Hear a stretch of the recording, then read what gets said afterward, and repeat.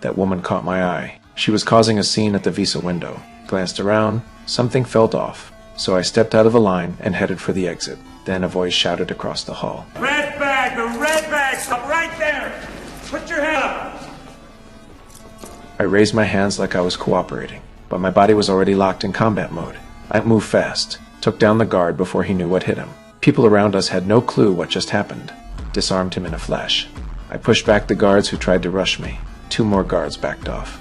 I slipped into the office wing, ditched the weapon, and kept moving. Took out a security guy who came at me and grabbed his radio. Now I could listen in on their movements. Alarms started blaring. They were arming up. I ripped an emergency map off the wall, scanned every single exit. Guards were sweeping the building. I calmly climbed to the 5th floor, kicked open a metal door inside the emergency exit. There was a fire escape outside, but the ladder was gone. All that was left was a rusty railing. I stepped on it, trying to climb up to the roof. Then it gave way beneath my feet. Damn, my bag slipped and dropped below. I couldn't afford to lose it. Guards were already closing in. I climbed down the last bit of ladder, trying to reach the window below. They rushed in. I stayed low, pressed tight against the wall. Perfect timing. They didn't see me.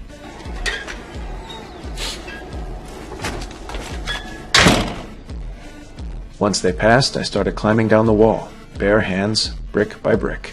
I hit the ground, picked up my bag. We keep moving. I turned into a side alley and ran into the same woman from the embassy. I could tell she needed money, and I needed wheels, so I tossed her 10 grand. Told her I needed a ride now. She looked hesitant, told her there'd be another 10 grand once we got there. A cop car rolled by. I turned my face away. She figured it out. And, yeah, she agreed. Money talks. We crashed at her brother's place that night, but I knew it wasn't safe. The killer was closing in. I didn't have time to explain. Just told him to hide in the basement. I dug through drawers, found 7 shells, pulled a shotgun off the wall. She blamed herself for coming here. I told her, we'll be fine. Then I stepped outside. I aimed at a barrel and blew it up. The fire threw off the sniper's line of sight. I knew where he'd be hiding. Started moving through the trees while reloading. The smoke gave me cover. I made sure he saw me. He fired. Gave away his position. Now I was the hunter. He scrambled. Switched to a handgun. Changed location. Problem was, he had cover. I didn't. Then I saw birds take off from the grass. I fired 1 shot into the air. The flock flew, then suddenly changed direction.